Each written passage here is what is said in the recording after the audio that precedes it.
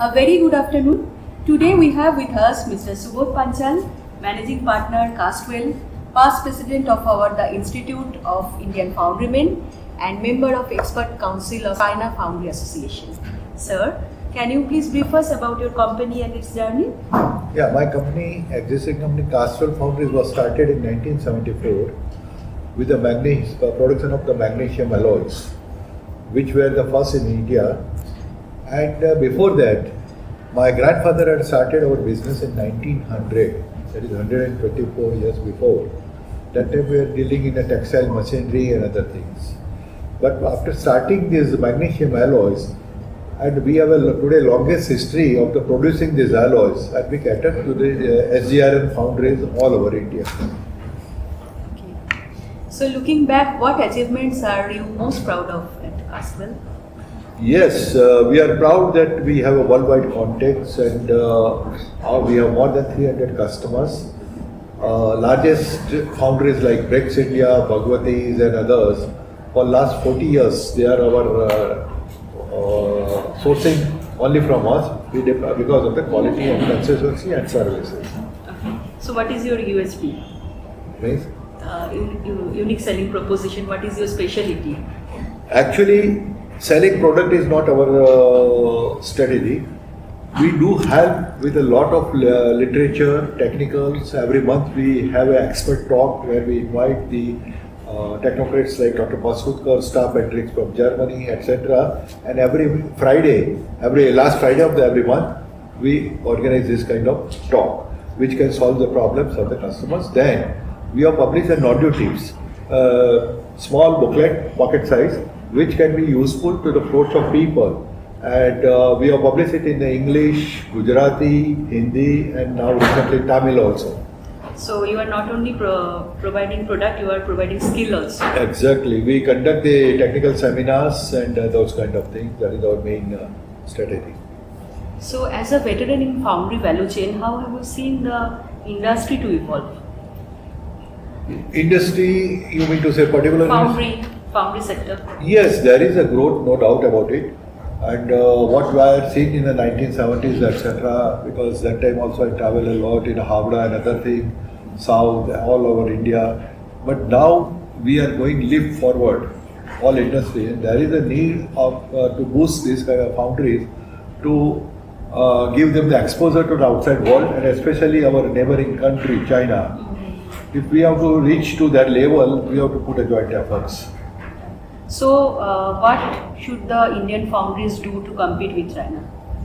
Well, frankly speaking, never means in the near future will not be able to come to near to their standards. But of course, we have a lot of opportunities, and that we have explored on behalf of the IIF platform also. When I was chairman of the international committee, etc., at least 5 GIFAs we have attended, many inquiries we have generated, published in IFJ, and that has provided some kind of help.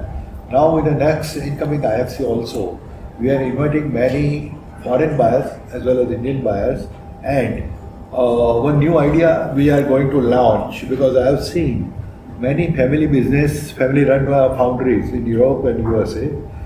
Now that senior man is almost on the verge of retirement. His new generation is not interested in running a foundry business.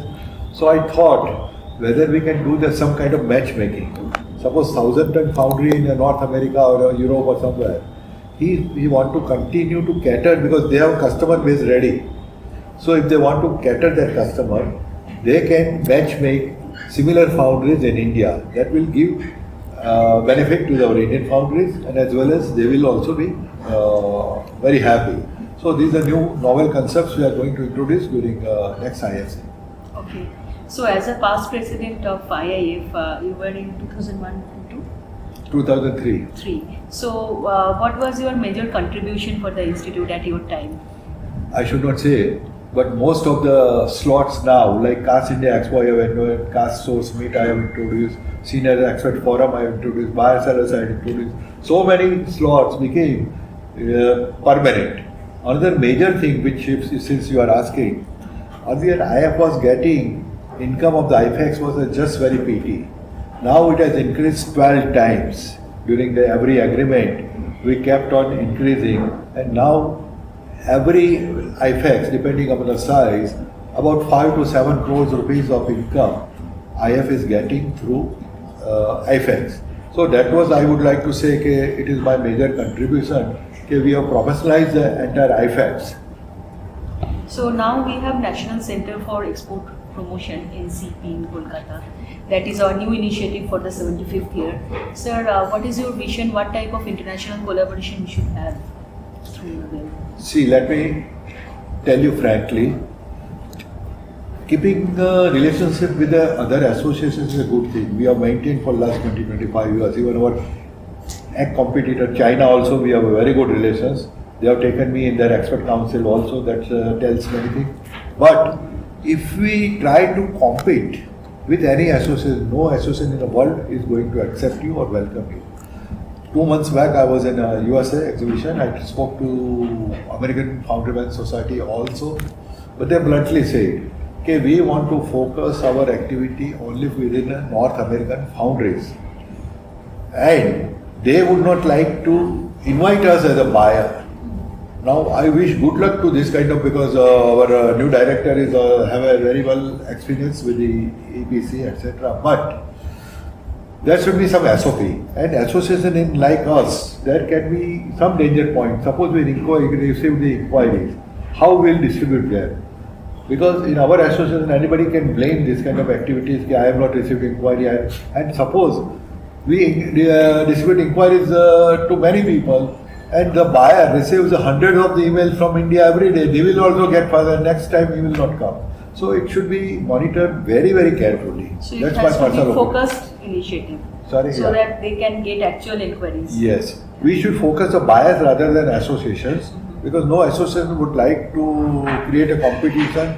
See, even in Germany and others, in America, their American Foundrymen Society, earlier they were discouraging a foreign exhibitor also. Now they have started taking some, because the local exhibitors are not there. But their motto is first to serve their members. We are not a professional exhibition organizer or something. We should have a motto, and that's why we are keeping China also smartly 4-5 years since last 4-5 years after Corona. So, can you please tell us how IFEX Mumbai is shaping up? So far, 80% space is booked. That is very good in Maya, because we are still 6 months away, and we may add more space also. How much you dream to sell? Well, at the moment 30,000 we had booked. It is almost 80-90% booked. And the last IFEX I did was in 97 in Bombay myself. I was organizing chairman.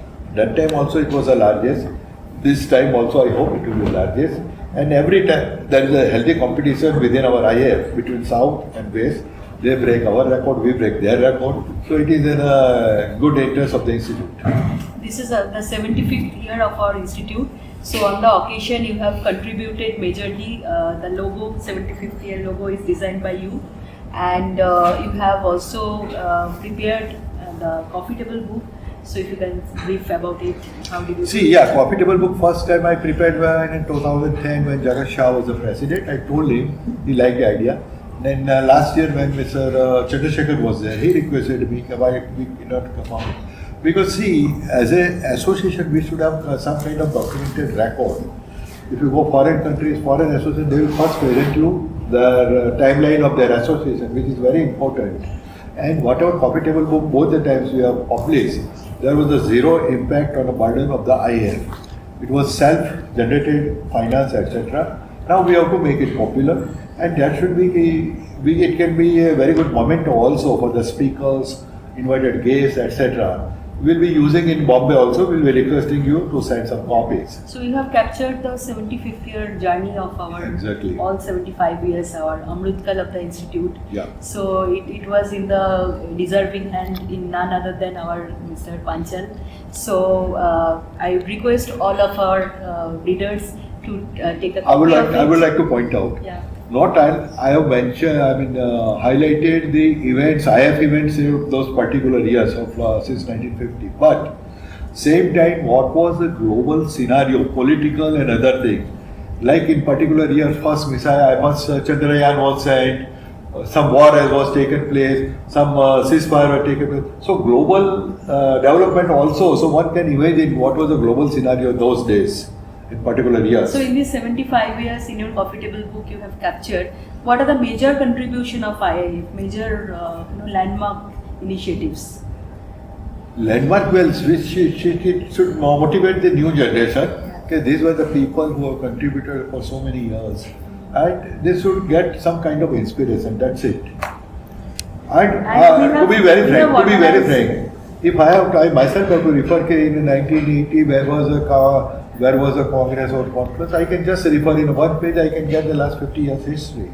So that way So we have also organized the World Foundry Organization conference here in India. Yeah. So that was also in Mumbai?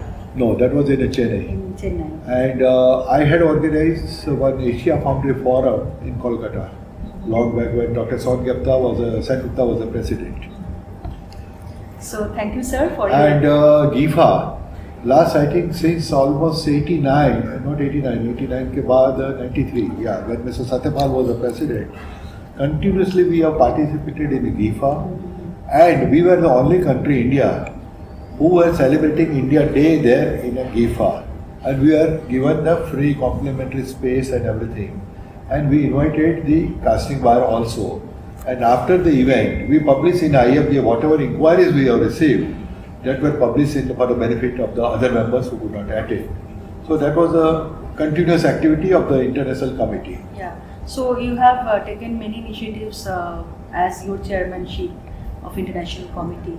So you have organized B2B meetings and taken delegation. Yes, I have taken the delegations to Turkey, Germany, Poland, and even Pakistan and China 3 times. Okay. So all these kind of activities. So what type of Vietnam, last year Vietnam. So for the exporters, what is your suggestion? What is the next destination we should have? See, destination, again I would like to share my personal opinion. For instance, I have taken mostly Kolkata people delegation to Metal in Yugoslavia, Brno. See, smartly they mentioned, oh, these are the territories and people will come. But these exhibitions you can finish within 1 hour. So after all, it becomes a frustration. There is no real output from that. So we should be careful. You could see the calendar, oh, so many exhibitions are taking world over. But very few are worth visiting, where we can create a brand image or whether we can get something, inquiries. See, IIF has 2 kind of members. One is the raw material equipment suppliers, another is the foundrymen. So both the people should be careful to keep a balance so they are benefited. So it should be require a careful planning, just not by organizing travel or tour or other thing. Otherwise, in the long run, we may lose our image. So we should be very, very careful. And due to no association will invite you as a casting competitors.